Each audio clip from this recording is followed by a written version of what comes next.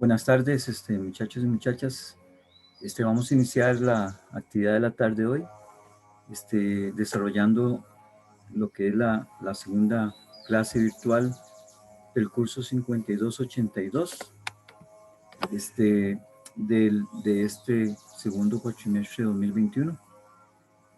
Básicamente, la dinámica es la siguiente. Vamos un poco a terminar el repaso de las actividades evaluativas que no terminamos en la primera clase.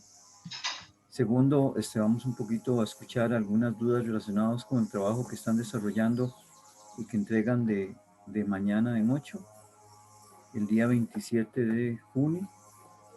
Y vamos a introducir lo que es el tema del módulo 1 del libro de texto, en la cual vamos un poquito a introducirnos propiamente en el desarrollo de la teoría sociológica, ¿ya?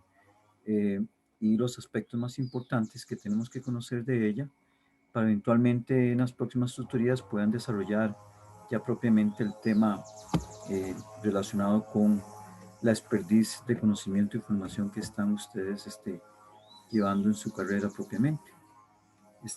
Mi nombre es Carlos Zúñiga, ¿verdad? Estoy a cargo de varios grupos de trabajo este cuatrimestre en este curso. Recordarles que somos 3 profesores los que estamos desarrollando este curso. El profesor Byron Varillas, el profesor Luis Bonilla y mi nombre, Carlos Zúñiga. De tal manera que ustedes nada más deben de ir a la pestaña Introducción al curso y ahí aparecen los nombres de los 3 profesores con los correos y las sedes a las cuales están a cargo. Eso pensando en que ustedes vayan a calificar, les vayan a calificar y ustedes necesitan tal vez comunicación con el profesor. Recordemos 2 elementos esenciales en este curso. El primero es que el texto debe llevarse al día y eventualmente estas clases vienen fundamentalmente a introducir elementos en los cuales ustedes necesiten profundizar y desarrollar ejemplos y situaciones de la vida diaria. Y en segundo lugar, ¿verdad? Pues la idea con las tutorías virtuales, pues un poco establecer un vínculo que les permita a ustedes tener un mejor aprendizaje y desarrollo en el conocimiento del texto que están llevando. Desde ese punto de vista, pues nosotros profesores nos convertimos en acompañantes de ustedes en relación a ofrecerles y garantizarles un mejor aprovechamiento del curso. Sí les voy a pedir entonces, por favor, si mantienen los micrófonos en silencio, si algún muchacho o muchacha quisiera solicitar participación, puede levantar la mano, ¿verdad? O podemos abrir los micrófonos. Entonces, básicamente, esa era la primera parte. Vamos a compartir pantalla en la cual les voy a presentar lo que corresponde a la última parte que no vimos en la tutoría pasada y que tenía que ver con las actividades a desarrollar, ¿verdad? Un poquito para plantearles cuál es la dinámica, ¿verdad? Que este curso les propone a ustedes en relación de tener un contacto permanente de acciones, conocimiento y actividades. ¿Están viendo las orientaciones, sí? ¿Alguien que me pueda decir si las orientaciones Sí, están señor. Sí, profe, se puede ver. Parece correcto. bien? Gracias. Ahí podemos ver las fechas de entrega. Profe, Ahí podemos ver las fechas de entrega relacionado con las actividades que vamos realizando. Entregamos la actividad asincrónica,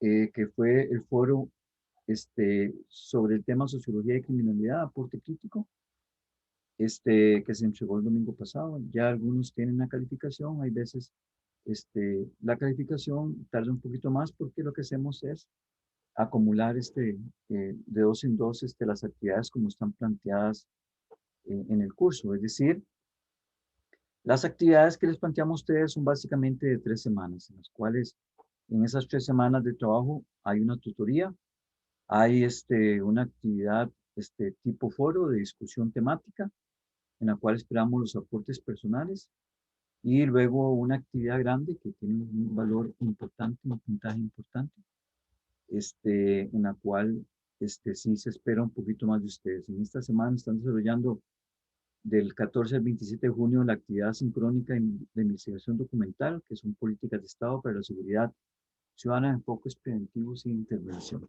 ¿verdad? Y el día de hoy, 19 de junio, pues estamos con la segunda clase virtual. Bajamos acá un poquito para contarles cuál es la propuesta de evaluación. Vamos a tener 8 actividades en todo el cuatrimestre.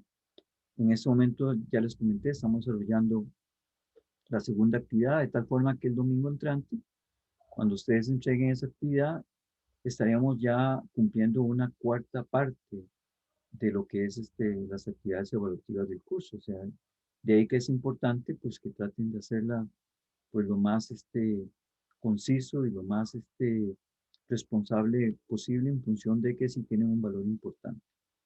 En la siguiente quincena o en las siguientes 3 semanas tendríamos 3 actividades más, lo que es un foro temático de discusión en relación a los mitos sociales en torno a la criminalidad que vale 0.5, una monografía, básicamente la monografía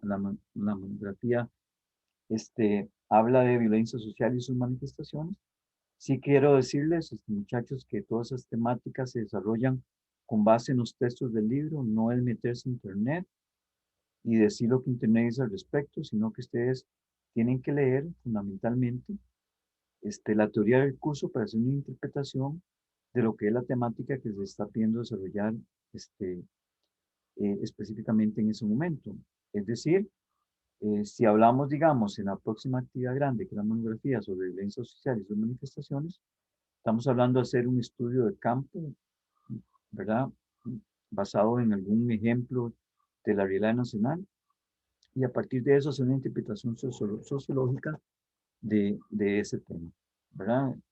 Eh, ¿Quiénes pueden realizarlo? Todos aquellos que eventualmente tengan una lectura concienzuda, profunda, y al día de lo que es el texto que les ofrece el curso en sí mismo, y en el cual uno espera que ustedes aporten elementos de los módulos que vamos trabajando. Es decir, cada módulo, muchachos y muchachas, ustedes ven aquí arriba, está basado, esos temas, en lo que dice ese módulo propiamente. Vamos a ver, el foro que desarrollamos fundamentalmente pretendía que nosotros podíamos hacer una comprobación de lectura, los profesores con ustedes, de la lectura de la parte A y B.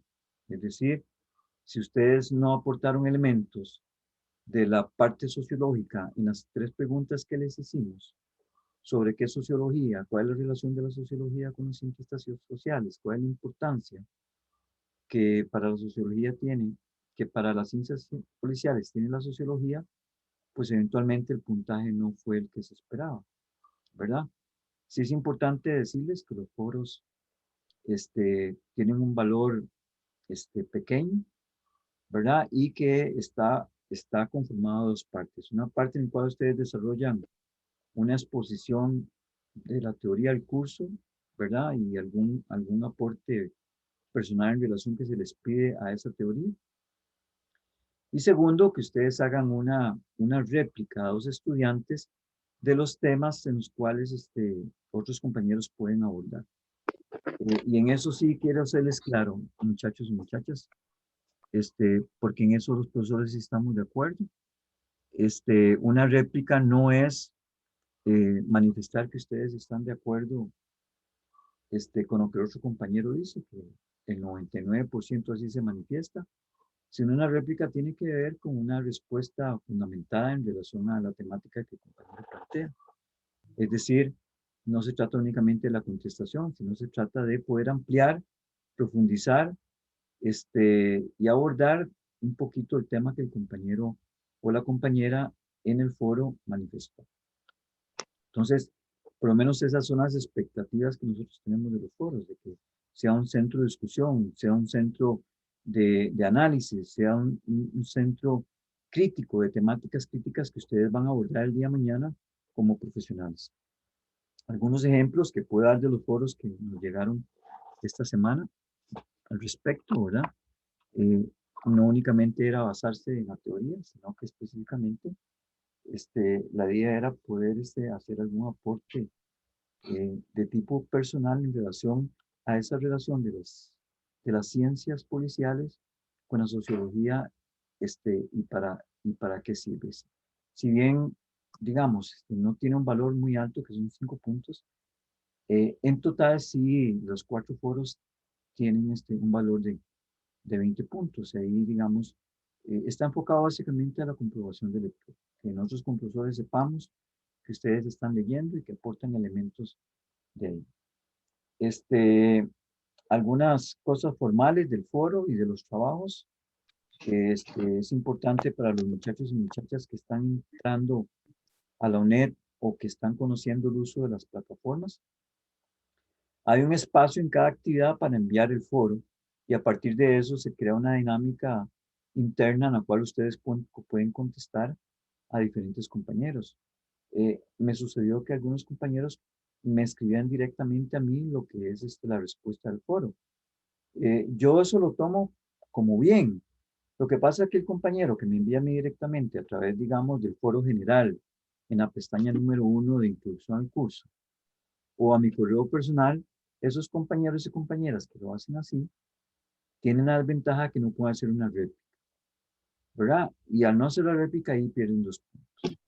Entonces, en el caso de los muchachos y muchachas que yo estoy calificando, hubo 2 compañeros que no realizaron las réplicas respectivas y me parece que eso es un poquito de descuido porque al final esos puntos son importantes. Y son importantes no porque vayan a perder o a ganar el curso, sino porque, muchachos, ustedes que están empezando a llevar una carrera universitaria, el rendimiento que ustedes puedan desarrollar, eso habla de la excelencia académica. El día de mañana, eh, un buen desarrollo de informaciones abre puertas, no únicamente profesionales, sino también de formación, es decir, aspirar a especialidades, a pasantías, a posgrados y a becas. Entonces, el primer elemento que, que uno atiende a la hora de hacer una calificación de estudios y posgrados, básicamente es la historia que ustedes tienen como estudiantes en la universidad, ¿verdad? Porque eso habla mucho de ustedes, más el sistema ONET, que es un sistema a distancia, y que para tener éxito, principalmente está la perseverancia, la disciplina y la responsabilidad, ¿verdad? Entonces, eh, este curso es un curso en el cual premia a aquellos estudiantes que tienen esas características, no al estudiante que llega el viernes o el sábado en la noche a hacer el trabajo, porque no les permite hacer la lectura correcta y claramente uno como profesor sabe cuando ustedes lo que utilizan es textos de internet, que eventualmente podemos calificarlo como plagio, o eventualmente tienen una reflexión de aprendizaje en relación a la lectura. La sociología como ciencia es una sociología compleja en la cual existe diferentes interpretaciones y puntos de vista que ahora vamos a verlo, digamos, en la parte más importante de esta clase de esta tarde. Entonces, esos son elementos importantes que ustedes deben tomar en cuenta en el foro. Continuamos con las otras actividades. Tenemos, como les decía, bloques de 22 días de trabajo, en la cual en este momento, el domingo terminamos, de mañana en 8 terminamos el primer bloque. Luego seguimos con otro foro temático y luego con una monografía sobre una temática especial. Y así nos vamos yendo hasta la actividad de 8 que ustedes pueden ver ahí. Foros temáticos de discusión de la número 5 sobre pandemia, protección civil, los límites a la libertad, enfoque de derechos. ¿Verdad? Como profesionales que el día de mañana, dentro de un Estado de Derecho, van a proteger las libertades individuales y colectivas de la sociedad y eventualmente deben de conocer pues eventualmente cuál es la manera de organización social en la cual esta, eh, este país y eventualmente el mundo occidental, en el caso de nosotros, desarrolla la convivencia y la interacción social como dos elementos importantes, dos conceptos importantes, muchachos y muchachas, que ustedes deben de manejar, ¿verdad? Y que eventualmente el día de mañana van a tener que o ejecutar políticas o diseñar políticas en relación a todos esos temas que les plantea este curso. Les pedimos un ensayo como tema 6, la influencia de los medios de comunicación como agentes de difusión de la violencia. Y ese tema tiene que ver básicamente eh, lo que tiene que ver con eh, históricamente no únicamente los medios de comunicación tradicionales, sino también la influencia de lo que son las redes sociales, ¿verdad? Como forma de opinión en otros elementos. Y las últimas dos actividades, eliminamos un foro temático de discusión sobre las redes criminales y narcotráfico en Costa Rica. Y por último, eh, introducirlos como un elemento que ustedes el día de mañana van a tener permanentemente en sus trabajos, que son los delitos informáticos, ¿verdad? Y me vuelvo un poco al foro 7, únicamente, no únicamente no podemos plantear un elemento importante de abordaje de esta sociedad, el narcotráfico, sino también los delitos de cuello blanco. Ustedes ya esta semana ya han visto cómo eventualmente la corrupción es un elemento importante que se debe abordar, intervenir y legislar en función de que está presente de manera permanente. Bien, termino las orientaciones con este cuadro sobre las fechas de entrega, ¿verdad?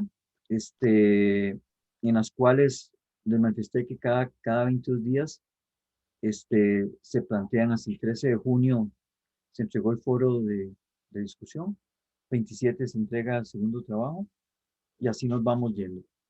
Lo presento porque resulta que tuvimos que hacer eh, un, sacrificar una semana de trabajo por el tema de la programación de la universidad para no terminar tan ajustados. Entonces, entre el foro temático 3, que es mitos sociales en torno a la criminalidad, y el ensayo, solamente tienen una semana para realizar, ¿verdad? Y es importante que lo tengan ustedes eso en cuenta. Va a ser tal vez la única vez que vamos a pedir pues que se apuren un poquito. ¿De qué tamaño son las investigaciones? Bueno, 3 páginas mínimo, ¿verdad? Pero 5 páginas creemos nosotros que tiene suficientes elementos. No es un trabajo de investigación, muchachos y muchachas, formal en el sentido de la estructura estricta académica, pero sí en esas 5 páginas creemos que es suficiente para que ustedes pongan los elementos más importantes que se les pide sobre la temática. Bien, eso es con respecto a los trabajos propiamente. Vamos a ver, Hilda, buenas tardes, cuénteme.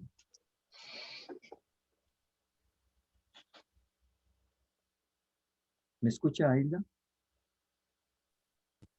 No, ¿me escuchan bien? Y ahora sí, Bueno, primeramente, buenas tardes, profe. buenas tardes. Y a todos los compañeros que están también en la clase. Profesor, tenía una duda referente al punto 1 de sobre el trabajo de investigación que está fecha hasta el 27. Sí, correcto. Ok, en el punto 1 dice leer la lectura módulo 1, parte A y B, y módulo 2, parte C. Directamente en el módulo 2 pasamos a la C, no abarcamos la A y la B, así es, estoy bien. Propiamente en lo que corresponde a las orientaciones, permítame un minutito para traerles.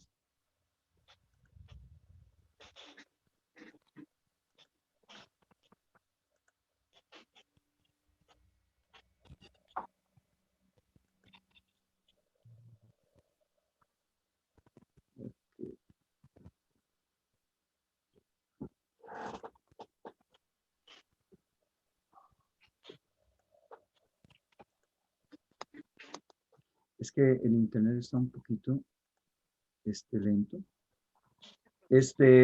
Básicamente para análisis de la tarea que se entrega mañana en 8, se les pide el análisis de la parte A, B y el módulo 2 de la parte C. Básicamente ahí contiene los elementos teóricos y académicos en los cuales ustedes pueden desarrollar lo que es el tema que se les pide, ¿verdad? Con eso no quiero decir de que pueden integrar otros elementos y otros temas que están en otros partes del texto del curso. Pero fundamentalmente, digamos, ahí ustedes pueden encontrar las bases sociológicas que les permiten a ustedes perfectamente desarrollar ese trabajo. Entonces, con respecto a eso, básicamente, a ustedes se les pide desarrollar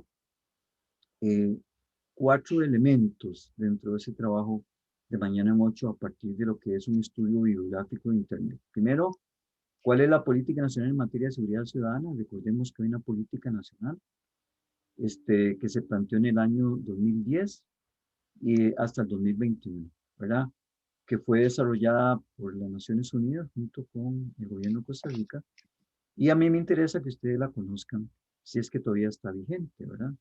Algunos compañeros y compañeras de ustedes que trabajan con la fuerza pública, que son directores eventualmente, encargados de zona, pues saben que esa política está vigente propiamente. En esa política de seguridad nacional, de seguridad ciudadana, básicamente plantea todos los elementos de desarrollo de la política en este lustro que está terminando, ¿verdad? Entonces, este trabajo está enfocado básicamente que, como ustedes están empezando la carrera de policiales, conozcan un poco cuál es la tendencia de la política nacional en materia de seguridad ciudadana.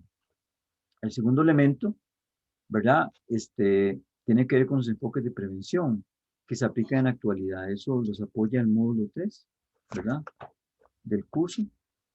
Y que tiene que ver básicamente con la sociología criminal, la seguridad ciudadana, la seguridad ciudadana, en la parte del módulo 2, la parte C.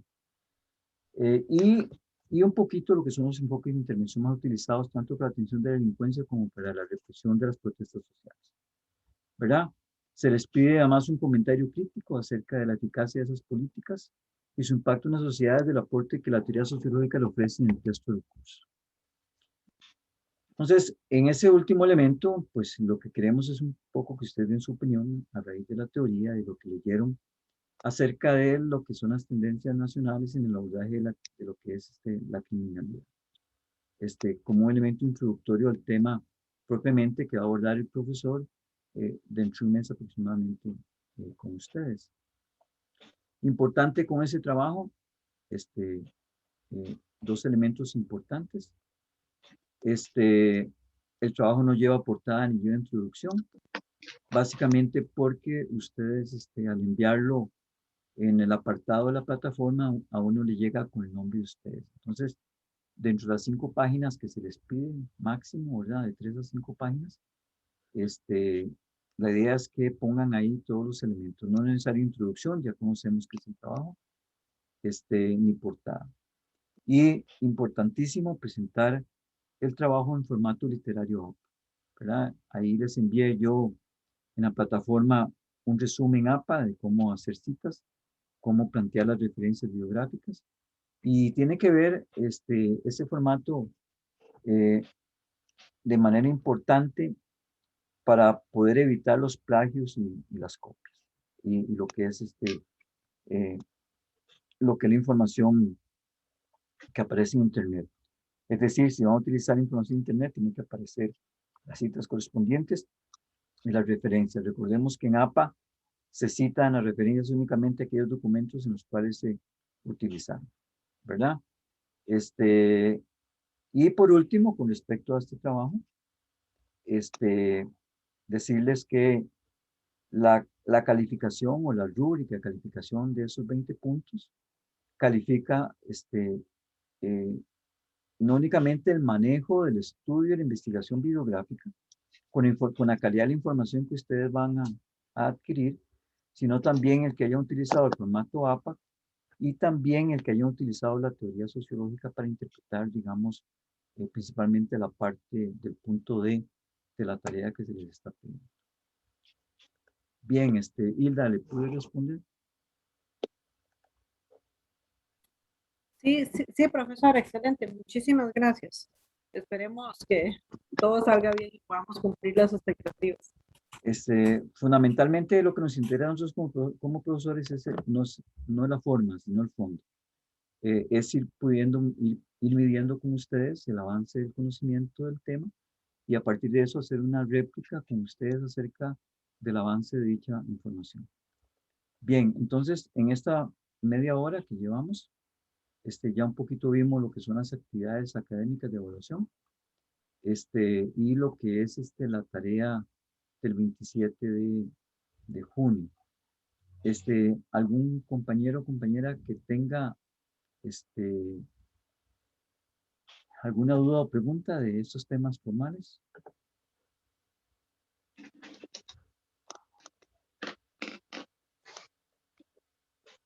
¿Todo está claro?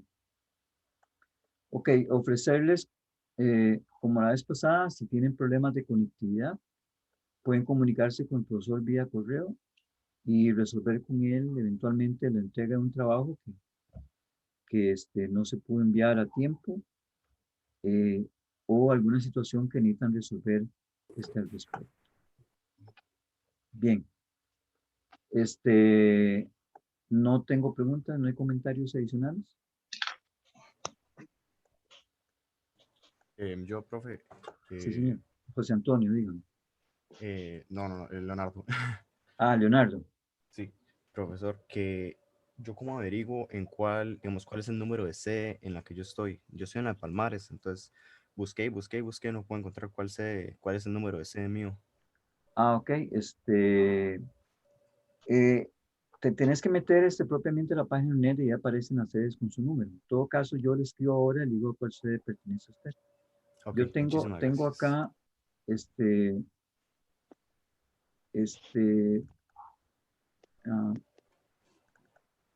vamos a ver.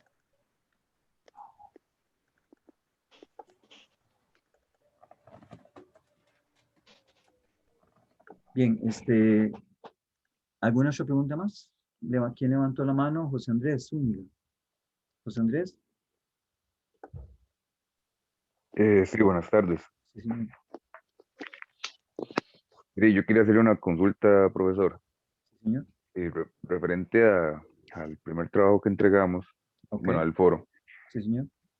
Yo estoy viendo calificación y nada más tengo calificación de 3%, si mal no me equivoco era de un 5. Sí, correcto, correcto. Pero, bueno, yo sí hice, ¿cómo le puedo decir? Hice el total de la actividad. Ujú. Entonces la consulta mía era si en algún momento se nos iba a dar, qué sé yo, alguna notificación de qué fue lo que no estuvo correcto, porque estamos en un proceso de aprendizaje, ¿verdad? Claro, Para claro. tal vez corregir ese error. Solamente sería Claro, eso, profesor. sí, buena pregunta, José Andrés. Es que la plataforma tiene una limitación. Permite calificar tus respuestas, pero no las réplicas. Entonces no te aparece la réplica propiamente de la calificación a 5. Entonces, lo que tienes que hacer es ir a tu entorno estudiantil donde te aparece el avance de notas y ahí te tiene que aparecer, digamos, el puntaje que sacaste. Propiamente si te sacaste los 5 puntos, si te sacaste los 3 puntos, eventualmente. Entonces, en el caso de los estudiantes míos, les va a aparecer, si van a la plataforma Estudiado, les va a aparecer solamente 2 puntos o 1 punto o 3 puntos, dependiendo la calificación de las 3 preguntas, ¿verdad? Pero si van al entorno de notas personal, ahí le aparece, digamos, cuánto se sacó de los 5 puntos. Entonces, yo le digo a mis estudiantes, no se confundan con la nota del entorno, porque no está ahí totalmente reflejada lo que es propiamente las réplicas que hicieron, ¿verdad? Y con respecto a cómo usted recibe la réplica de la calificación, eso depende de cada profesor. En mi caso yo le contesto en el mismo foro al estudiante ¿verdad? Mi opinión al respecto, ¿verdad? Muchas veces en forma de pregunta, en el sentido de poder ampliar el panorama o una reflexión en relación a la contestación, ¿verdad? Eso en el caso de los foros. En el caso de los trabajos, sí existe este, eh, una réplica de parte del profesor y una justificación a la calificación. O sea, le llega la nota y al final una observación de esa calificación. Entonces, para los muchachos y muchachas que tienen dudas con respecto a esas notas, yo les recomiendo eh, comunicarse propiamente con el profesor. José Antonio le dice Leonardo de que Palmares es la sede número 6. Gracias, José Antonio. Bien, estamos. ¿Alguna otra pregunta? Vamos a ver. César Chávez. César. Profe, una pregunta. Ajá. Es que a mí no me ha aparecido la calificación de lo del foro.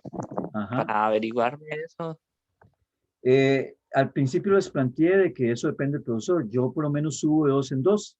Entonces, por ejemplo, las notas de mi grupo yo lo subo el 28 de junio, por ejemplo. Entonces, ahí ya hay una cuarta parte de la nota del grupo. Ahora, Ajá. la pregunta lógica de usted sería, profesor, pero si ya pasó los periodos de reclamo y de apelación. Eh, la ventaja de estas plataformas es que usted puede hacer eventualmente el reclamo directamente a su profesor o por correo. Es decir, en mi caso, si usted tiene alguna observación de una nota que yo le doy, para mí no valen los tiempos. Prácticamente en la virtualidad pasa abierto todo el cuatrimestre el curso, de tal manera que yo estoy abierto a revisar los argumentos que ustedes plantean con respecto a las notas que les ofrezco de esos trabajos. Entonces, es cuestión nada más de esperar, César. Cuando los otros profesores me informaron, el profesor Luis Bonilla, el profesor Byron Parillas, que ellos ya están subiendo las notas del foro de ustedes. Bueno, Bien, está bien, gracias. José Sánchez, ¿tienes otra consulta? ¿Una consulta? Sí, profesor, bueno, buenas tardes Buenas a tardes. usted y a los compañeros. Bien, Es que resulta que a partir de este lunes hubo un mantenimiento en la página de Estudia U. correcto. Resulta que a partir de esa fecha yo no he podido ingresar a esa área, a la plataforma virtual de Estudia U. He estado llamando a unos números que me dieron aquí de Ajá, la Universidad de aquí de Acosta, claro. pero no me contestan y digamos, no he podido ingresar. Ok. No sé si tal vez. Yo le sugiero, José, porque ya queda poco tiempo para el trabajo, es que le escriba a su profesor y le comente esa dificultad y pueda enviarlo usted por correo,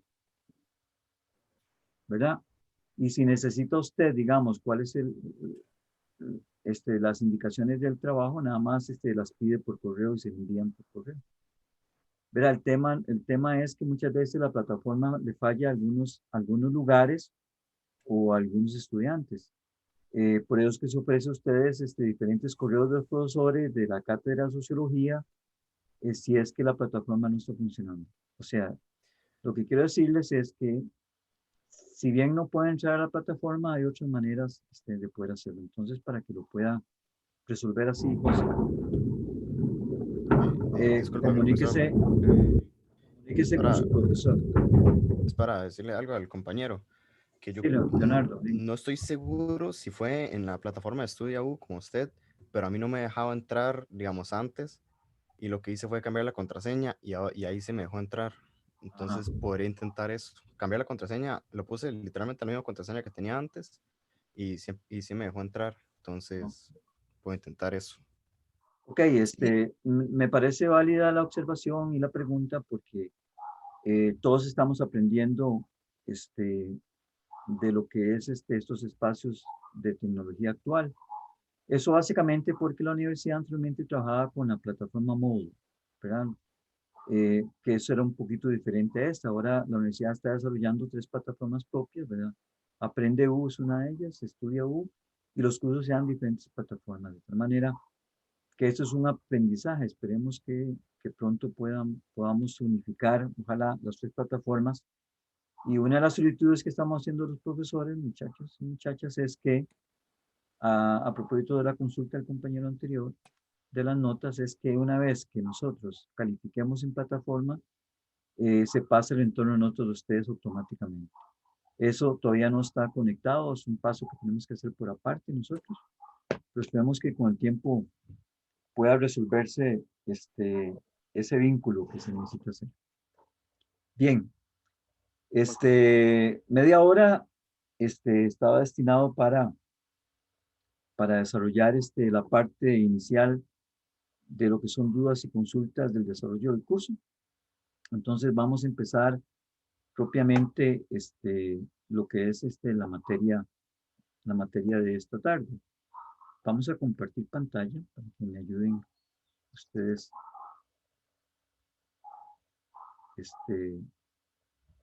me manifiesten si Ya se puede ver, profe.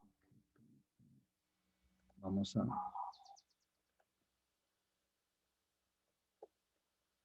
ver.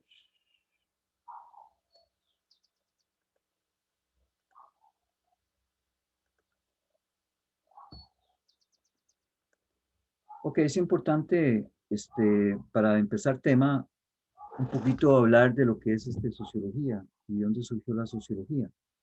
Y propiamente, si bien el texto no lo desarrolla ampliamente, sí es importante manifestarles que la sociología es una ciencia social que primeramente, a partir del desarrollo de ideas y pensamientos de diferentes ideólogos a través de la historia, ven bien, Sí. la... Sí, señor. Ok. Sí, señor.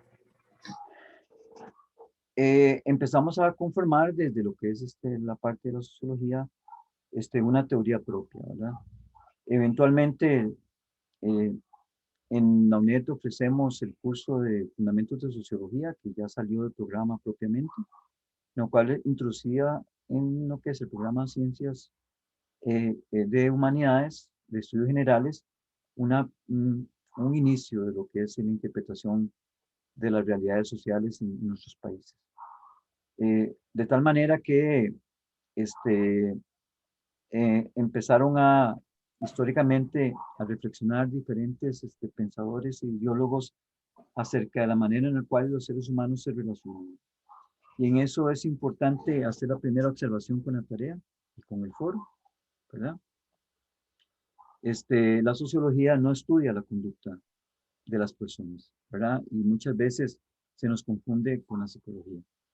Y es importante que una de las tantas interpretaciones o las tantas definiciones de lo que la ciencia sociológica se hace es acerca de que la sociología estudia el comportamiento humano en sociedad, un comportamiento colectivo, ¿verdad?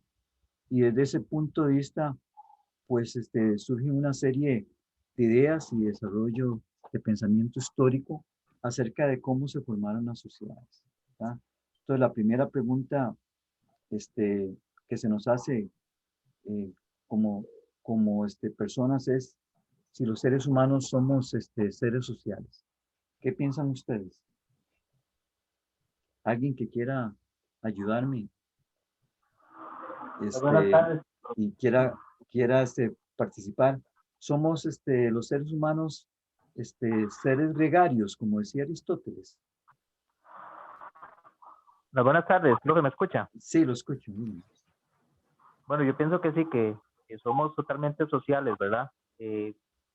No podríamos vernos como alejados o, ¿verdad? O metidos en una montaña sin socializar con las personas. Sería mi forma de ver a los seres humanos, ¿verdad? Como totalmente sociables. Claro, es un pensamiento importante, pero contésteme una pregunta. Si somos seres sociales, ¿por qué tendemos a autodestruirnos?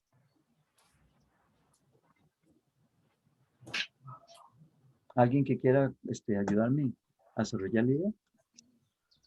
Buenas tardes. Por la diferencia de opiniones y pensamientos que tenemos todos, creo yo, me parece.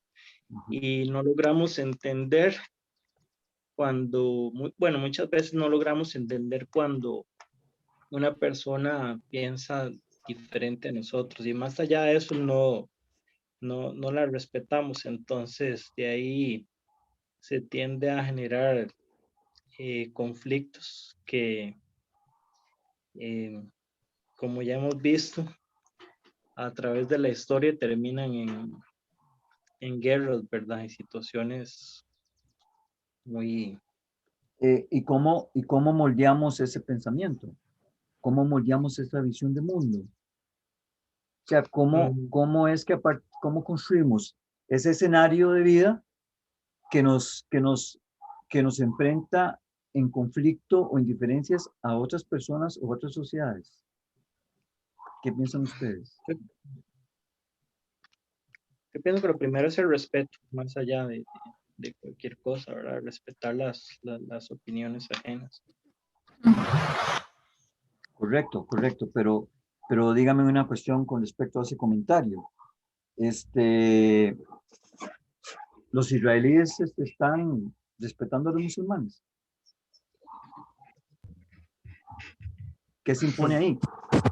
Yo diría, profesor, que es una cuestión como las tribus. Si Ajá. la tribu quería sobresalir y tener algo para esa misma tribu y entraba en competencia con otra, ellos debían de luchar para ganar esa posición o ese, qué sé yo, ese animal de cacería en los tiempos antiguos, y ahí entraban en competencia contra grupos. Es una Y competencia. entonces, una competencia, sí. Sí, una competencia por recursos, excelente. ¿Verdad? Y a partir de lo que es la interpretación de la manera, los medios y la forma en la cual competimos por los recursos que tenemos alrededor, ahí se empieza una visión o una forma diferente de, de comportamiento humano, ¿verdad? ¿Cómo se le llama eso en sociología? Primer concepto importante que está en el libro.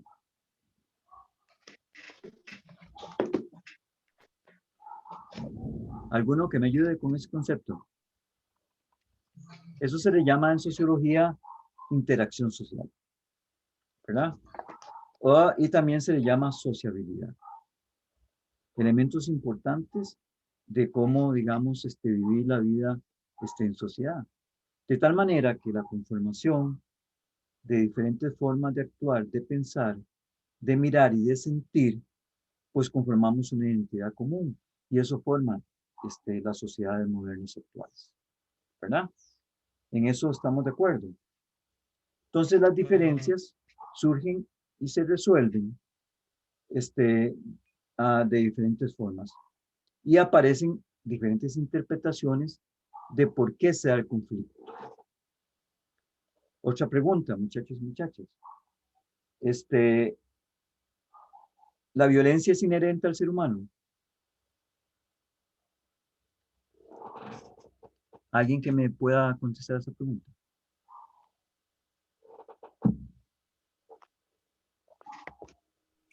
El instinto de supervivencia, diría yo. Si hay que desencadenarlo en violencia, pues sí es cuando está en riesgo la vida. Entonces yo diría que sí. Ajá. ¿Alguien más tiene una opinión al respecto? Yo, profesor. Dígame. Bueno, hace algunos años, tal vez, creo que fue entre los 60 y 70, se había hecho un experimento social de universitarios, donde un grupo de universitarios hizo las de carceleros, por decirlo así. Ajá. Y el otro grupo hizo como si fueran los reos. Ellos no habían tenido experiencia previa en este tipo de situaciones, y en base a este experimento, que como ahorita en este momento no recuerdo el profesor que estableció, hace un estudio sobre la maldad humana en ese entorno. Entonces los universitarios poco a poco empiezan a sentir esa sensación de poder que les permite estar sometiendo a los reos, en este caso, ¿verdad? Los otros grupos de estudiantes. Bueno, el punto es que este experimento se sale de control, que tuvieron que cancelarlo. Y él hace acotaciones sobre lo que es la maldad humana, de cómo todos llevamos ese evento y posteriormente, en determinada situación, puede terminar detonando. Pero eso depende del tipo de situación que se esté dando, ¿verdad? En este caso, lo que él indica es sobre la posición de poder que tienen los carceleros, estudiantes que hacen de carceleros sobre los reos. En cuanto a lo que usted dice, yo sí creo que es el ser humano es violento por naturaleza. Y podríamos decir que una forma de controlar eso sería el autocontrol, ¿verdad? Por nosotros mismos. Pero no solo la violencia, sino la capacidad de hacer maldad. Como lo explico, eso puede ser por cualquier situación, podría tener una situación de... Sí, bien, bien, gracias. Teóricamente, la violencia no es inherente al ser humano, ¿verdad? Sino que la violencia es una manifestación del conflicto. Lo que sí tenemos, fundamentalmente como seres humanos, son diferencias de interpretación a partir de lo que es nuestra relación con el contexto, ¿verdad? Y eso nos genera conflicto porque tenemos una manera diferente de interpretarlo o de hacerlo. Entonces la violencia se convierte en una manifestación de esa diferencia de conflicto, pero hay otras maneras de hacerlo. Dígame, Alba. Profe, lo que quería aportar es que por aquí en cierta parte del libro me encontré una parte que dice que lo que él o él sean es producto de su vida social, de lo que haya vivido, de lo que haya pasado, sea él o sea ella. Entonces, que sí es un ser social. Claro, el ser humano es un ser social. La pregunta que nos hacemos desde la sociología es qué elementos nos impulsan a actuar de una u otra manera en el contexto social. Entonces, planteo esta pregunta básicamente porque siempre tenemos diferentes formas de interpretar y hacer las cosas. Y a partir de lo que hacemos y cómo lo hacemos, entonces surgen las diferencias. Y así pasa con la sociología, ¿verdad? Tenemos diferentes formas de interpretar la realidad que nos rodea. Y esos elementos, ¿verdad? Que históricamente se han planteado en la sociología y que fueron conformando las bases teóricas de la sociología con pensadores como Rousseau, como Montesquieu, ¿verdad? Históricamente como Aristóteles, pues conformaron lo que ahora llamamos la sociología en sí mismo. Aristóteles decía, muchachos y muchachas, Aristóteles decía, el ser humano es un ser social, es un ser gregario. Tendemos a juntarnos y a reunirnos en grupos, ¿verdad? En eso parece que algunos de ustedes están de acuerdo. Pero fundamentalmente llega otro pensador, por ejemplo, Thomas Hobbes, uno de los pensadores sociales que impulsa una de las teorías y plantea de que el hombre es lobo del hombre. O sea, el hombre se destruye, o el ser humano se destruye por sí mismo a partir de las diferencias y la lucha por los recursos. Entonces, cuéntenme ustedes, o tendemos a juntarnos para una convivencia pacífica, o tendemos a tener un conflicto permanente. Entonces, la sociología es un reflejo de esos pensamientos, es decir, que la ciencia sociológica interpreta las realidades sociales desde diferentes esferas, de diferentes prismas, de diferentes espejos, de diferentes formas. Y es importante que ustedes, a la hora de hacer el desarrollo, el pensamiento de la sociología, conozcan cuáles son esas tendencias de desarrollo de pensamiento de la sociología. Thomas Hobbes decía que el hombre es lobo del hombre, por lo tanto necesitaba conformar socialmente una figura social que permitiera que entre los hombres o entre los seres humanos no nos matamos. Entonces, ¿qué fundó el ser humano? Según la idea de Hobbes, ¿alguno que me ayude?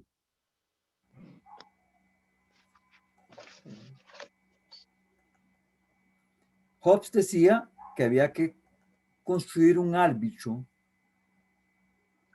en el cual permitiera establecer las reglas de convivencia social. Entonces, ¿qué se institucionalizó propiamente? ¿Alguno? De las leyes. Exactamente, pero ¿en qué figura institucional se conformaron las leyes? ¿Bajo qué parámetro general se conformó? Sí, dígame. Bajo la justicia. Mm, La justicia. van bien, van bien. El Estado se conformó y se creó la figura del Estado. ¿Quiénes fueron? Los romanos propiamente. ¿Verdad? Entonces, el Estado, dentro de la perspectiva de este Hobbes, es un árbitro que viene a regular propiamente las relaciones entre los seres humanos. Entonces, ¿qué crea esa figura y las normas y las instituciones sociales dentro del Estado? Crean las leyes. ¿Cómo se conforman las leyes, muchachos y muchachas? ¿A partir de qué? De principios aceptados. Exactamente.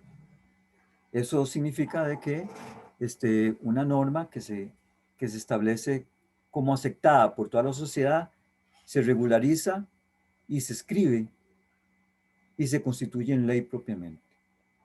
De ahí que, por ejemplo, el derecho a la vida, por ejemplo, que el derecho a la vida es fundamental en las sociedades actuales modernas y se respeta. Y al no respetarse, lo que hace es que se diseñan leyes para que se haga así. La propiedad privada es un elemento importante, ¿verdad? Los derechos de primera, segunda y tercera generación, según lo que es la Ley Fundamental de Derechos Humanos, son elementos que se regulan. Y son temas en los cuales ustedes van a tratar en su carrera y en su desempeño profesional, lo que es la defensa de las libertades individuales, la defensa de las libertades sociales, la defensa de las libertades políticas, la defensa de lo que es propiamente los derechos de todos en colectivo. ¿Bajo qué parámetros es que se hacen las leyes? A partir de valores. Y esos valores son aceptados por todos para la sana convivencia social. ¿Alguien, ¿sí, alguien iba a comentar algo?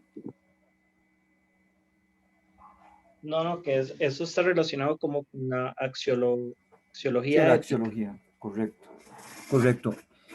De tal manera que los pensadores sociales conformaron las bases teóricas de lo que es la formación de la sociología. Llegamos propiamente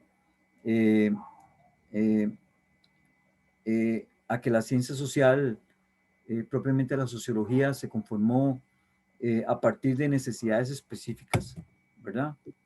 En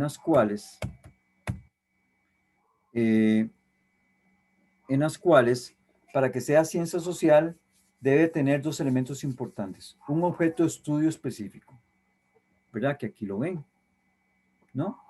Ya hablamos de que los conceptos claves son grupo, valores, estado, normas sociales, creencias y clases sociales en sí mismo, ¿verdad? Y a partir de eso se conforma la sociología como ciencia social. ¿Qué es la diferencia de la filosofía? ¿Qué es la diferencia de la psicología? ¿Qué es la diferencia de la historia? Básicamente el objeto de estudio específico, es decir, que el entorno social. Y no únicamente el objeto de estudio específico, sino que tiene que haber una manera de interpretar esa realidad que nos rodea. Es decir, tiene que haber un método de estudio propiamente para eso, ¿verdad? ¿Para qué la sociología?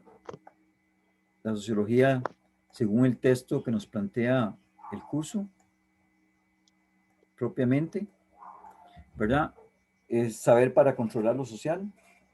Ese es el propósito. Decía Comte, uno de los fundadores de la sociología, saber para prever, prever para ejercer el poder. Decía Marx, conocer para transformar. Decía Bourdieu, descubrir nuestras propias mentiras, en función de que planteaba de que es una construcción colectiva y no compartida individualmente y que muchas veces manipulada, ¿verdad? O decía Turán, conocer para entrar en acción. O Batman, que son teóricos sociológicos al rehacer el mundo, ¿verdad? Y reconciliarse con la diversidad.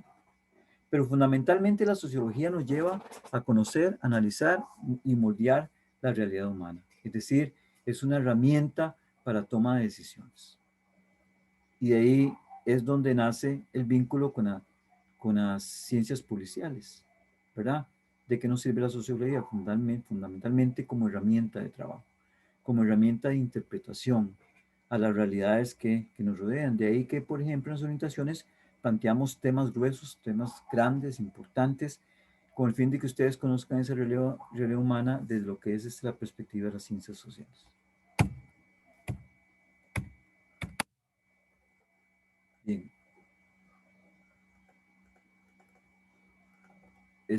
¿Me escuchan? Sí, señor. Ok. ¿Tienen alguna duda o pregunta sobre la sociología? ¿Alguien quiere hacer algún comentario? Les decía que la sociología nació en contexto social, ¿verdad? Básicamente a partir de la revolución industrial de 1800, de final de 1800, junto con la revolución burguesa, dado una aguda crisis social y conflictos políticos en ese momento, ¿verdad? Y que fue impulsada por dos grandes pensadores que son Saint-Simon y Comte, propiamente. Bien. Vamos con la herencia sociológica, ¿verdad? Es importante que la sociología establece elementos, varios elementos o 5 elementos importantes de cómo interpretar la sociedad. Son premisas que siempre surgen a la base de la discusión de la sociología y es importante que ustedes las conozcan, ¿verdad? Porque a partir de esto se genera el conflicto. Es decir, la primera es, el ser humano tiende a la sociabilidad, sea por naturaleza, según Aristóteles, o sea por existencia de un pacto o contrato, según Hobbes, ahora como les expliqué hace un rato, ¿verdad? Entonces el ser humano siempre va a tender a ser gregario, a unirse en grupos, ¿verdad? El segundo elemento importante de la herencia sociológica es que los grupos en una sociedad están estratificados, es decir, se jerarquizan y están en conflicto entre ellos. ¿Alguien que me explique esa segunda premisa? Dice la segunda premisa, los grupos en la sociedad están estratificados, es decir, están jerarquizados y en conflicto entre ellos. ¿Qué quiere decir eso? Profe, es que, bueno, a mi criterio personal, sí está bien que el ser humano es un ser sociable y como dice usted, se relaciona con su medio. Eso no quiere decir que el criterio sea homólogo en la población general. Por lo general usted llega y busca, ¿cómo le puedo decir? Por su naturaleza, un entorno social en el cual usted se desenvuelve de una manera afectiva con las personas y las personas con usted. Eso no quiere decir que todos tengan el mismo criterio o que todos protejan los mismos ideales. Por decirlo así, desde mucho tiempo atrás ha sido una conducta humana que hemos visto donde ciertos grupos sociales, bajo diferentes formas de actuar y desarrollarse, pues llegan a tener encontronazos, porque aunque sea una base de socializar entre un grupo específico, creo yo que es prácticamente imposible que se homologue a nivel a nivel mundial, por decirlo así, a nivel de raza humana, creería yo. Pero las relaciones humanas son armónicas, ¿o no? Son armónicas, siento yo, dentro del grupo que es afectado, porque si entre ellos, un ejemplo, hay dos grupos que tienen una relación armónica, pero hay un bien que, digamos, hay un bien común de los cuales ellos dependen, va a llevar esa armonía, cuando menos entre esos dos grupos, a ser fructuosa para que alguno tenga el beneficio esperado, siento yo. La sociología sirve para quitar los velos que tenemos en los ojos, los velos sociales. Esa segunda premisa fundamentalmente tiene que ver que las relaciones humanas, muchachos y muchachas, son relaciones de poder. Es decir, que atrás de las acciones que los seres humanos tenemos, existe un interés personal en realizar. O sea, toda acción humana, cualquiera que sea, busca un objetivo personal al respecto. De tal manera que esas relaciones de poder lo ubican a uno en una posición específica dentro de la sociedad. Eso es lo que quiere decir. Vamos a verlo. Está valorado socialmente de la misma manera el grupo de agricultores que el grupo de médicos. ¿A quién se valora más? Si los dos son muy importantes socialmente. Uno nos da de comer, otro nos ayuda a salvar la vida ahora en la pandemia. ¿A quiénes se premia más socialmente? ¿A quién se legisla más a favor? ¿Quiénes, siento yo perdón, que ¿quiénes están en las tomas de decisiones y de poder en las esferas políticas del Estado en relación a esos intereses? Esa segunda premisa, hacia ahí nos lleva. Dígame. Sí, señorita, iba a hacer un comentario.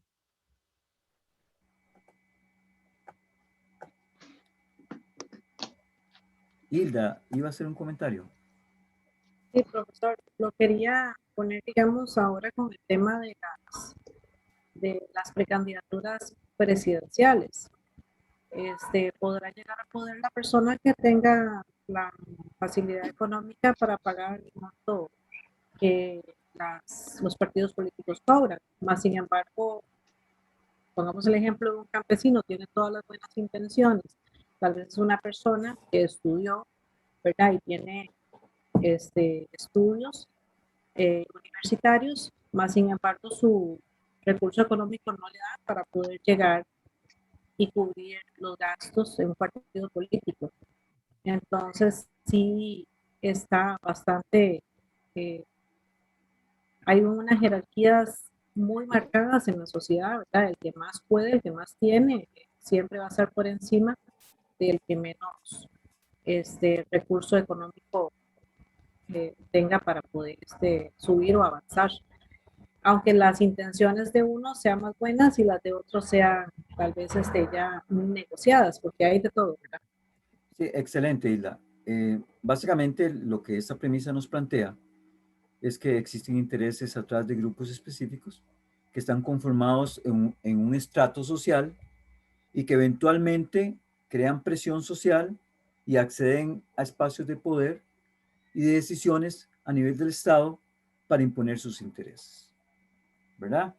Y no podemos nosotros desde ese punto de vista pensar entonces que la definición de Estado propiamente es una definición neutra. Y ahí surge, por ejemplo, el pensamiento de Karl Marx, uno de los clásicos de la sociología propiamente dicha, ¿verdad? Fundamentalmente Marx decía que el Estado es un espacio en el cual toman decisiones las clases más importantes o más poderosas de una sociedad. Es decir, el Estado en sí mismo representa los intereses de los grupos dominantes en sí mismos, que legislan a favor de sus intereses, ¿verdad? Es decir, las leyes, las decisiones que se tomen en relación a ciertas políticas nacionales, lo que reflejan es el interés de un grupo dominante que está en el poder. Y ahí es cuando las sociedades entran en conflicto en sí mismo, cuando algunos grupos no se ven representados en esas decisiones. Y ahí surge la pregunta del foro, la tercera pregunta del foro, ¿verdad? Y tiene que ver propiamente acerca de esos conflictos sociales y cómo se resuelven. Bien, ¿levantó la mano algún compañero? Sí, profe, buenas tardes. Su persona lo que quiere decir es que detrás del poder hay un grupo o un poder que toma las decisiones. Claro, Así es. vamos a la premisa siguiente. Toda sociedad es estructurada. Esa estructura que tiene toda sociedad está conformada por grupos. Y esos grupos representan los intereses personales, de tal manera que las premisas me llevan a plantear a ustedes lo que es el concepto de Estado. Y el concepto de Estado, desde la sociología, fundamentalmente lo que plantea es la representación de intereses de un grupo en específico. ¿Qué sucede cuando la sociedad está estructurada a partir de estratos en los cuales tienen acceso a los recursos de manera diferenciada? Que lo estoy diciendo muy bonito. ¿Cuál es la consecuencia? El conflicto. El conflicto en principio, y es parte de lo que ustedes, digamos, van a atender en su desarrollo y formación profesional, ¿verdad? ¿Cómo resolver el conflicto? Institucionalmente se establecen las formas y las normas para hacerlo. ¿Qué piensan ustedes de la ley de huelgas? La que acaba de aprobar la Asamblea Legislativa, donde fundamentalmente es una ley mordaza de expresión a los sectores populares. Lo que quiero manifestarles es que, que la ley de huelgas que se aprobó el año pasado pone una serie de limitaciones a la expresión de diferencias de conflicto. ¿Por qué surgen las manifestaciones callejeras? Surgen cuando no existen mecanismos de expresión de diferentes sectores sociales. Entonces, como no existe normativamente o legalmente la manera de proceder, o no tienen gente representante que tome decisiones a favor de ellos, entonces salen los conflictos sociales en la calle, ¿verdad? Y lo estamos viendo claramente en este país a partir de las últimas manifestaciones, porque hay diferentes grupos que se manifiestan en función de las situaciones que están viviendo, básicamente, primero, porque no tienen mecanismos, formas o espacios de expresión en los cuales se han reducido, ¿verdad? Pero principalmente refleja el elemento principal de estudio de la sociología en América Latina, que son las desigualdades sociales. ¿Es Costa Rica una sociedad desigual en este momento? Esa es una pregunta de examen. ¿Qué piensan ustedes? Por supuesto que sí. Entonces, son elementos importantes que ustedes deben tomar en cuenta como una herramienta importante que les aporta la sociología a la hora del abordaje de su profesión desde lo que es las ciencias policiales en sí dicho. Hilda levantó la mano y Brian levantó la mano. Hilda primero y luego Brian. Gracias. Sí, profesor, me parece que somos ahorita por los mismos problemas que han habido laborales, ¿verdad? La falta de empleo. Me parece que somos una sociedad con miedo de luchar por tratar de erradicar esa desigualdad, porque si lo podemos ver como ejemplo con el tema de las huelgas, ¿verdad? De la ley Mordaza, cuando han solicitado nuevamente que la gente se manifieste, ya la gente no asiste a las manifestaciones, porque la gente tiene miedo de perder su trabajo. Si lo vemos, digamos, en otros países desarrollados, su manera de expresarse en una manifestación es muy diferente a la de nosotros. En otros países les aumentan el combustible o el peaje y las personas simple y sencillamente dejan sus carros parqueados en la autopista, se bajan de los vehículos y es una manera de manifestarse pacíficamente y contundente. Aquí, lamentablemente, no se tiene el valor de poder realizar esa, según mi perspectiva, ¿verdad? Me disculpan el que ojalá, espero no ofender a nadie, pero me parece que aquí no se tiene ese tipo de comportamiento porque la gente está temerosa de perder lo poco que tiene, que es una manera de llevar sustento a sus hogares. Y es por el mismo problema creo yo, ¿verdad? De desempleo que han existido durante un tiempo atrás. Claro, gracias Hilda por la intervención. ¿A qué punto quiero llegar con ustedes con esta primera parte de estos elementos y estos conceptos de la herencia sociológica? Básicamente, a que ustedes vean la utilidad y la importancia de la sociología dentro de su formación, ¿verdad? No voy a entrar a evaluar elementos de la realidad nacional que por sí solos son complejos y que son de tanto del expertise sociológico como de ustedes, pero me interesa en esta primera clase que ustedes conozcan la utilidad de la sociología en función de las interpretaciones que hace y que les puede servir a ustedes como elemento de toma de decisiones. Brian, ¿iba a hacer algún comentario? Sí, buenas tardes, profesor. Pues sí, yo concuerdo con su persona y con la compañera cuando dice que existen grupos excluidos que no tienen algún otro mecanismo para ser escuchados. Sí, ¿me escucha, Brian? Sí. Sí, así me escucho bien. Bien, gracias, Brian. Entonces, la siguiente pregunta para terminar la herencia sociológica y las interpretaciones que hace la sociología de la sociedad en sí mismo es que, a pesar del conflicto, ¿verdad? Que ahora hemos estado hablando de varios, de problemáticas sociales, fenómenos sociales, etcétera, etcétera, la sociedad no se destruye, sino que se transforma. ¿Qué elementos consideran ustedes, por qué razón, a pesar de que existe un conflicto tan importante en la visión y forma de organización social o hacia dónde queremos llegar como sociedad, la sociedad sigue funcionando como está? ¿Qué piensan al respecto?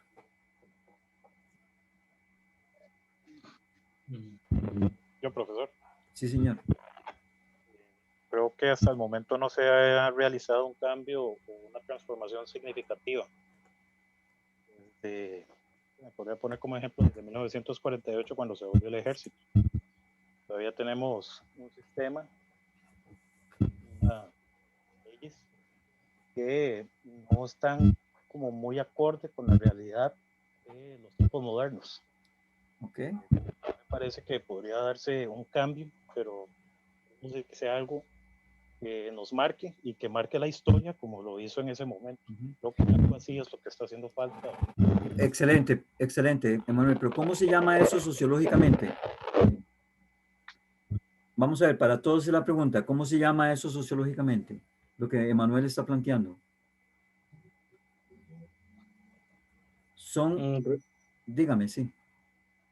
Reforma de leyes, ¿no? Correcto, pero sociológicamente, ¿cómo podemos interpretar las leyes y la manera en la cual que esta sociedad necesita transformarse para no autodestruirse en sí mismo?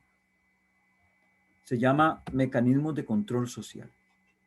Hemos establecido socialmente mecanismos que permiten que la sociedad continúe funcionando sin autodestruirse. Y aquí entra la parte más complicada de la sociología. ¿Cómo transformar la sociedad en función de las situaciones que se van aconteciendo? Que digamos es el gran reto de la sociología, cómo interpretar la realidad actual y cómo proponer opciones científicas desde la investigación social que den luz a las entidades políticas, instituciones políticas, hacia dónde esta sociedad puede dirigirse y cambiar. ¿Y por qué planteo yo, permítame, Jorge, por qué planteo yo esta pregunta tan importante? Porque la sociología tiene diferentes tradiciones de pensamiento y escuelas de pensamiento, que ustedes lo van a ver a la hora que aborden el libro, ¿verdad? Y la respuesta está en las escuelas y tradiciones de pensamiento de la sociología. ¿Qué quiero decirles con eso? Quiero decirles que cada tradición de pensamiento, cada escuela de pensamiento desde la sociología, tiene una manera diferente de resolver esos conflictos y de hacer el control social. Y ahora vamos a pasar a verlo. Sí, dígame, compañero. Sí, profe, me llama la atención porque podemos ver ejemplos de control en países que están fuera, o sea, que no es Costa Rica, y obviamente la institución del ejército en Venezuela, en Nicaragua, uno dice, eso es obviamente paramilitares y todo esto es bastante marcado y por eso pensaría yo que es un pueblo que no se puede, ¿verdad?, rebelar. Ahora, en Costa Rica no tenemos ejército y todavía tenemos mucha desigualdad. Entonces, sería para mí más interesante profundizar después, ¿verdad? De alguna forma, es tratar de estudiarlo. ¿Cuáles son los mecanismos más efectivos de control en Costa Rica que hacen que sin necesidad de tener un ejército, sigamos en lo mismo, ¿verdad? Sin hacer una manifestación grande o sin hacer un cambio, aunque tenemos todo el poder, digamos, de hacerlo por medio de la democracia, ¿verdad? Pero somos un caso para mí raro, ¿verdad? Porque podríamos estar mejor, tenemos las herramientas, pero entonces el poder de control es sumamente bien pensado, porque no salimos del bache los que estamos ahí, ¿verdad? Y los que están arriba siguen igual. Correcto. Usted acaba de hacer una interpretación marxista de la realidad costarricense, ¿verdad? ¿Cuál es la interpretación marxista de la realidad costarricense? Que hay grupos en conflicto, que unos tienen más que otros, de que hay poco acceso a la riqueza y la repartición en la sociedad, y que una manera de hacerlo es a través de lo que es el conflicto social, ¿verdad? Y a eso vamos. Me introdujo muy bien el tema. A partir de eso, hay 3 líneas importantes de pensamiento y desarrollo en la sociología que es importante que las dominemos, ¿verdad? Propiamente en lo que son nuestras ciencias sociológicas. Está Durkheim, Emile Durkheim, está Carlos Marx y está Max Weber. No confundan a Max Weber con Carlos Marx. Entonces vayámonos por los apellidos nada más. Marx, Durkheim y Weber. Porque es importante conocer de los clásicos, los que ya llevaron fundamentos de sociología en el programa pasado, un poquito ya conocen este tema. Los que son nuevos, plantearles que las ideas en las cuales surgen las interpretaciones de la sociedad vienen de esos 3 pensadores de la sociedad, ¿verdad? Weber, un economista inglés, Weber, un economista alemán, Marx, un economista inglés, y Durkheim, un sociólogo francés, ¿verdad? Propiamente tenían una interpretación diferente de cómo interpretar los fenómenos sociales. ¿Alguien más levantó la mano? Ok, seguimos con los clásicos entonces. La escuela de pensamiento de Carlos Marx, ¿verdad? Que es la escuela del conflicto, establece que a partir de un modelo de producción capitalista, el modelo de producción capitalista es la manera en la cual las personas se relacionan a través de los bienes y servicios para producir una ganancia. Marx planteaba que existía burgueses que eran los propietarios de los medios de producción y existían los obreros propiamente. Entonces, que los dueños de los medios de producción eran los capitalistas, que eran los que tenían el dinero y por lo tanto tenían el poder y la toma de decisiones.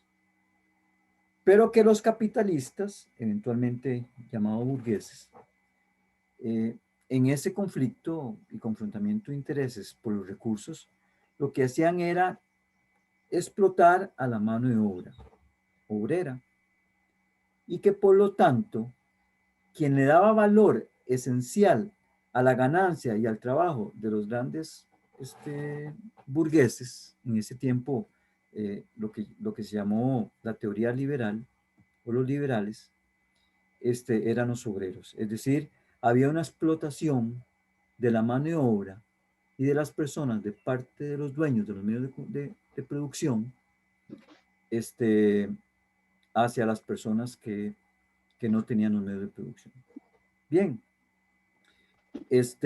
por lo tanto, el capitalista se dejaba el valor, se dejaba el plusvalor y se dejaba la ganancia. Y que con un pago mínimo del esfuerzo y el trabajo del obrero, se hacía más rico y adquiría mayor poder. Eso decía Carlos Marx en palabras muy simples y muy llanas, ¿verdad? Un ejemplo al respecto, para aclarar el pensamiento de Karl Marx. Si yo soy dueño de una finca y corto un árbol,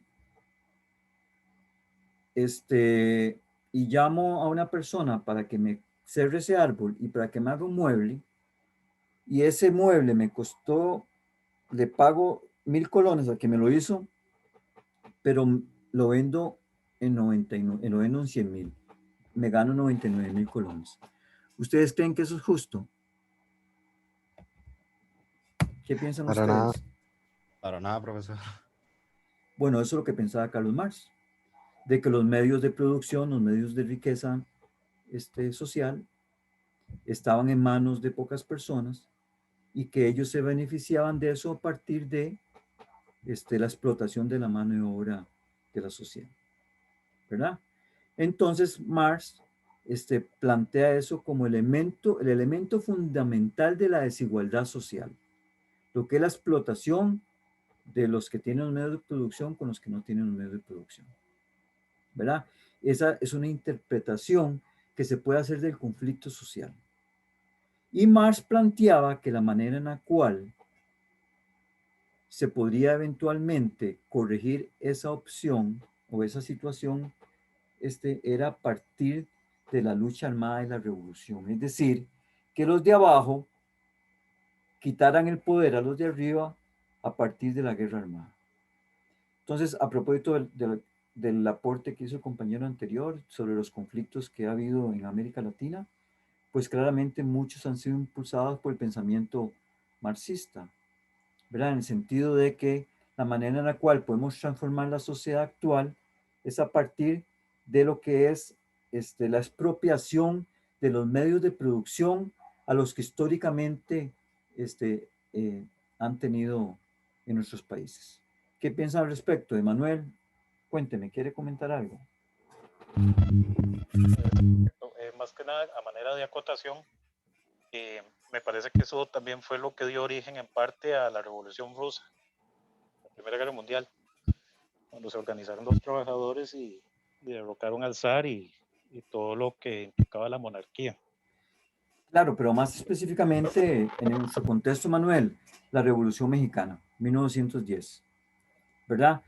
Contarles un poquito así, a breve de historia corta. Vienen los procesos de independencia en América Latina, de España, en los 1800. A Costa Rica no nos costó nada, sino que las luchas armadas se dieron fundamentalmente en América del Sur y eventualmente en México. Y tiene que ver básicamente que quienes impulsaron el cambio y la independencia de España fue fundamentalmente los criollos, que fueron los hijos de los españoles. Pero ¿qué pasó con la independencia en América Latina y en caso de Costa Rica? Bueno, no pasó nada. Y no pasó nada fundamentalmente porque los medios de producción siguieron estando en manos de lo que históricamente han estado. Es decir, si antes era administrado y gobernado por España, ahora pasaron a manos de lo que son los criollos, que eran hijos de los españoles, ¿verdad? ¿Qué significó eso? Que no hubo una transformación social de las estructuras de poder que en ese tiempo existían. Un elemento importante en América Latina y en Costa Rica históricamente ha sido la repartición de la tierra. Eso se llama reforma agraria. ¿Cuántos movimientos en Costa Rica han existido reclamando tierra para la gente porque está acumulada en pocas personas? ¿Verdad? Y eso es un espacio que genera muchísimo conflicto a nivel latinoamericano de manera histórica, ¿verdad? ¿Qué quiero decirles al respecto de esta historia de las estructuras coloniales y la pirámide social que no tiene que ver con este curso, pero que sí puede un poquito decirnos que llegamos al siglo, llegamos con la independencia al siglo XX, en la cual éramos gobernados básicamente por la oligarquía cafetalera, que eran los criollos españoles que estuvieron y crecieron en Costa Rica. De tal manera que a partir de lo que es la formación de ellos, estudiados en Europa, muchos de ellos con el recurso del café, pues adquirieron las ideas liberales europeas, la Revolución Francesa y la Revolución industrial de aquellos tiempos, y la quisieron implementar en Costa Rica. 1850, la ley de la ampliación de la frontera agrícola para la exportación de café, donde básicamente hubo una reforma agraria en la cual se expandía la frontera agrícola para la producción de café, la reforma liberal educativa de 1870-80, y que tenía que ver con quitarle a la iglesia el poder de la educación y que estuviera en manos del Estado, promulgado por criollos españoles formados en Europa, pero costarricenses, y lo que es la famosa, lo que leemos en los libros de historia sobre la generación liberal de Costa Rica, ¿verdad? A partir de esos tiempos. De tal manera que entonces encontramos una manera de interpretar la realidad nacional desde una perspectiva marxista. Dígame, José. Profesor, una consulta. Para su criterio, ¿el marxismo estuvo, cómo sería, implementado o desarrollado para la época del 34, es cuando se dieron las huelgas de las bananeras? Fundamentalmente se llama el marxismo criollo, ¿verdad? O el comunismo criollo. Y tiene que ver básicamente con una adaptación al pensamiento de la Revolución Mexicana, que fue una revolución agraria, y la Revolución Rusa, la influencia de la Revolución Rusa, ¿verdad? Pero la particularidad de esa manera, de ese comunismo criollo, fueron dos. La primera, una actitud o una propuesta reformista más allá de conflictiva, y una propuesta de negociación. Digamos, lo que han llamado en el libro, en los libros que ustedes han leído por ahí, un comunismo criollo, ¿verdad? En la cual históricamente Costa Rica no ha sido un país conflictivo como lo ha sido Nicaragua, no hemos tenido grandes conflictos históricos bélicos, y tiene que ver mucho con la personalidad costarricense. Y nos vamos un poco más atrás, aunque me estoy desviando del tema. ¿Por qué no hubo grandes conflictos en el desarrollo de la sociedad costarricense, como sí lo hubo en otros países como México, como América del Sur? ¿Verdad? Porque Costa Rica, primero, no era un centro de desarrollo importante para España, y segundo, fundamentalmente porque Costa Rica no tenía recursos naturales importantes para esos. ¿Qué significó eso? Que fuéramos un centro de menor atención, diferente a lo que fue México, Perú. Estamos hablando todavía de Guatemala y eventualmente de León, en Nicaragua. Eso conformó, digamos, una sociedad costarricense pasiva, sin conflictos, en las cuales hubo mucha mezcla de clases en ese tiempo, y que fueron conformando la personalidad del costarricense propiamente más hacia la negociación. Posiblemente si hubiéramos tenido grandes recursos importantes para los españoles, si hubiéramos tenido los conflictos que sí vemos en otros países propiamente. Nicaragua, ustedes saben que históricamente Nicaragua, desde hace muchísimo tiempo atrás, la vieron como la manera en la cual de cruzar del Pacífico al Atlántico, todo un interés económico de las grandes potencias, ¿verdad? Y ahí pues ha generado históricamente y geográficamente un elemento importante de lucha política interna al respecto. No hace poco, Ortega quería que los chinos desarrollaran un paso y un canal por el lago Nicaragua, y que eventualmente no era de interés de los Estados Unidos propiamente dicho. Bien, alguien más preguntó la pregunta. Vamos a volver al tema. Ok. La posición de Emile Durkheim, muchachos y muchachas.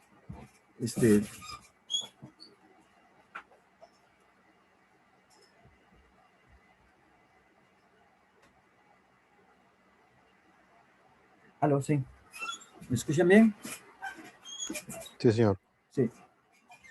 La posición de Emile Durkheim es muy simple. El primer sociólogo establece el hecho social como un elemento importante para el estudio de los fenómenos sociales, pero Emile Durkheim plantea que la estructura social es la que influye sobre las decisiones de las personas. Es decir, la sociedad influye sobre el comportamiento humano. Nosotros como personas nos acoplamos y nos adherimos a lo que la sociedad nos diga qué hacer. ¿Qué piensan ustedes de ese pensamiento?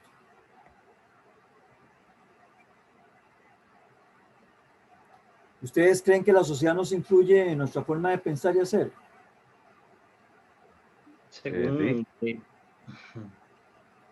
Según leí yo, la sociedad nos coacciona a nuestro comportamiento, por decirlo así.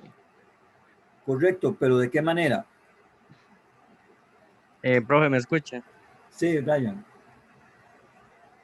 Sí, eso en los reglamentos, en el Código Penal, dictan las normas, los comportamientos que usted puede y los que no puede hacer.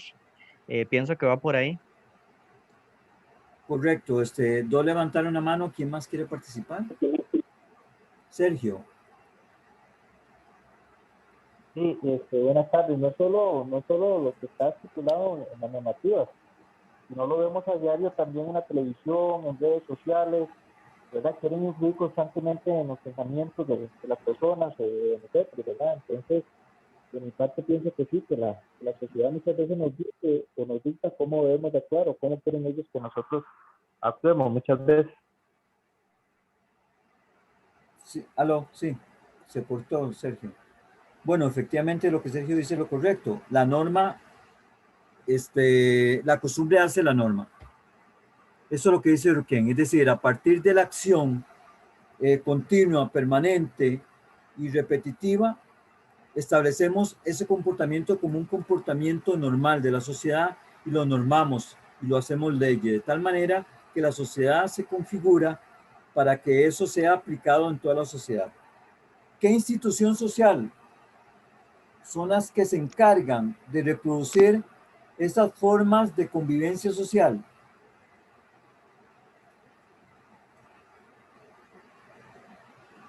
Muchachos y muchachas, ¿me están escuchando? Es que está lloviendo mucho, entonces quiero saber si me escuchan bien.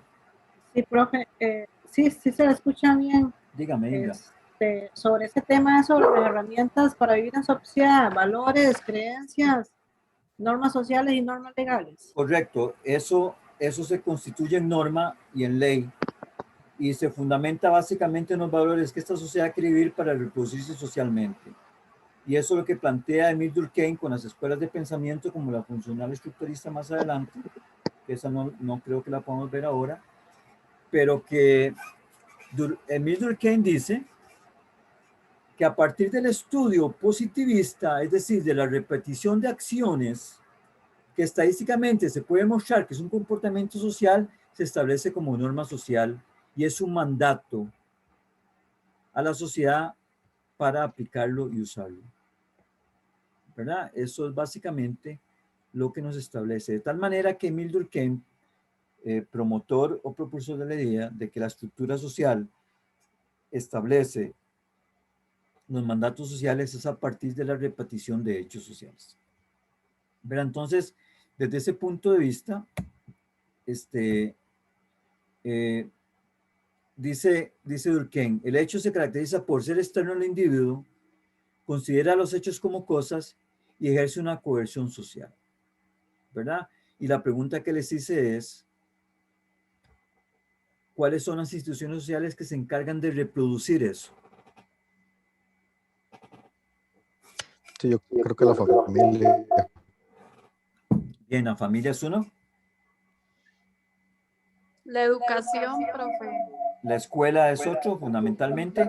Cuando usted va a la escuela, señorita, y le dicen, siéntese bien, no juegue con hombres, ¿verdad? Son mandatos sociales que establecen una manera de comportamiento humano, ¿verdad? La iglesia es una manera, es una institución que también establece normas. Por ejemplo, cuando le dice a usted a las mujeres, Es una cruz lo que llevan, tienen que aguantar ese hombre para toda la vida, aunque está en contra del derecho de una vida digna en el caso cuando haya violencia social, propiamente dicho, ¿verdad? Entonces, ¿cuál es el método que utiliza Durkheim para el estudio de la sociedad? El método positivista, ¿verdad? Y que establece propiamente, o dice que la cantidad de hechos que se repiten se establece como una norma social a partir de lo que es la aceptación de todo el grupo social en sí mismo, ¿verdad? ¿Y cómo es ese método? Es un método de observación empírica, ¿verdad? Y que se comprueba a partir de la repetición de esa acción permanentemente. Bien, entonces vemos aquí una primera interpretación de las sociedades o del conflicto social en la cual establece que cuando hay conflicto, según la escuela de Durkheim, ¿qué hace? ¿Qué pasa? Se establecen mecanismos de control social para establecerlo. Si yo mato a alguien, ¿qué me hace la sociedad? Excluye. Me mete a la cárcel, ¿verdad? Propiamente. Entonces, institución social para la sociología no es el PANI, no es la caja. Es importante que no lo confundan. La institución social son aquellos espacios sociales que reproducen las conductas legitimadas y establecidas socialmente, ¿verdad? Y se establecen a partir de la cohesión social o la coerción social, en la cual se pretende hacer un pensamiento común para la convivencia social. ¿Qué permite eso? Fundamentalmente, no entrar en conflicto. O sea, son mecanismos para que las sociedades se autogobiernen. ¿Quién las establece? Las establece el Estado propiamente, en sí mismo. ¿Alguien tiene alguna duda de la perspectiva de Durkheim, sociológica? Todo eso lo encuentran en el libro, ¿verdad? Y luego tenemos a Max Weber. Max Weber, el alemán, ¿verdad? Sociólogo también. Establece Max Weber la importancia de la acción social. ¿Qué dice Max Weber? Fundamentalmente muy simple. Max Weber dice: el ser humano, a través de sus acciones, es el que establece la manera en la cual vive la sociedad. Es decir, somos las personas las que tenemos la capacidad de influir lo que los demás hacen y no la sociedad a uno mismo. Y pone ejemplos muy importantes que le llama los tipos ideales. ¿Qué son los tipos ideales? En la manera en la cual nosotros acatamos las disposiciones sociales. Entonces, por ejemplo, pone el tipo ideal, por ejemplo, en la cual pone el carisma o liderazgo como una manera en la cual las personas influyen sobre las decisiones sociales. Es decir, lo que hizo Trump al final de su mandato hace 2 o 3 meses, en la cual les pidió a sus seguidores que cogieran el Capitolio. Y generó un conflicto importante contra una institucionalidad ya bien constituida a nivel de lo que es la democracia norteamericana. Entonces, Max Weber establece la acción social como un elemento importante para lo que es la constitución social.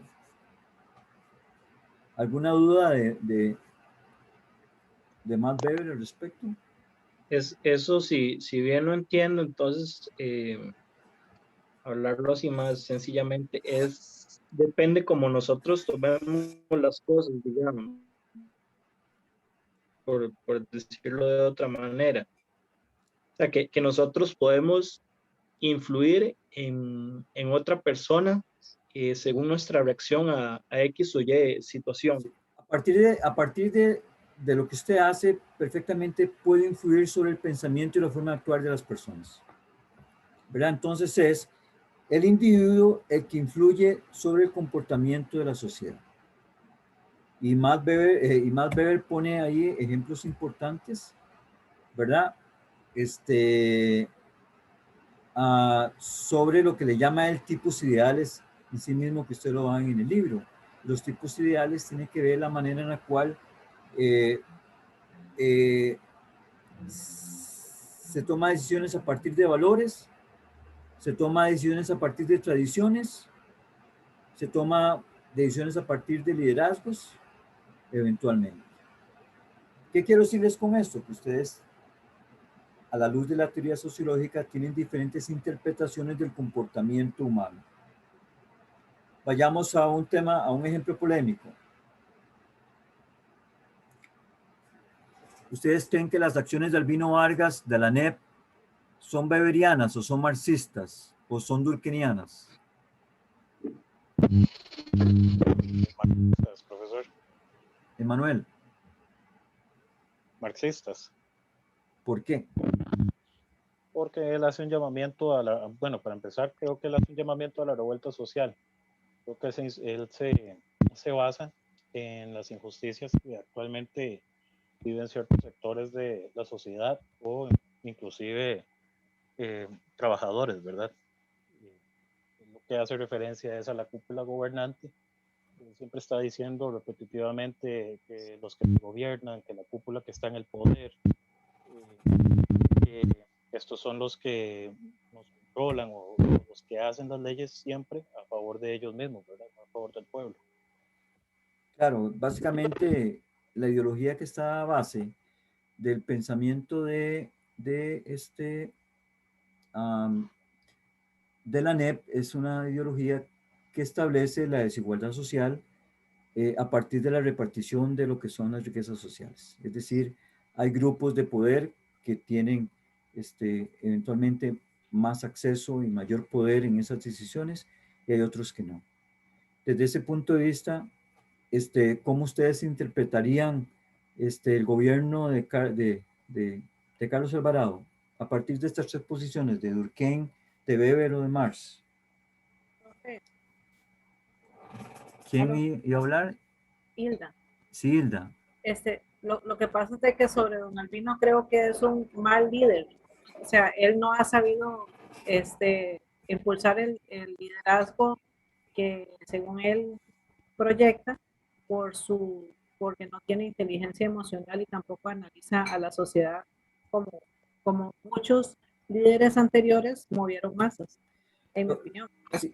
Lo que pasa, Hilda, es que usted está haciendo una interpretación subjetiva del accionar de lo que es el pensamiento ideológico de la NEP. Recordemos que Albino no solamente es él, sino es una línea ideológica de ese grupo sindical, ¿verdad? Entonces, por ejemplo, sociológicamente, yo se le aceptaría a usted si me hace un respaldo, una fundamentación teórica de alguna escuela de pensamiento sociológica que interpela y contradice el pensamiento de Albino, ¿verdad? Por eso hice esa pregunta. Entonces, claramente, en el caso ¿aló? ¿Aló?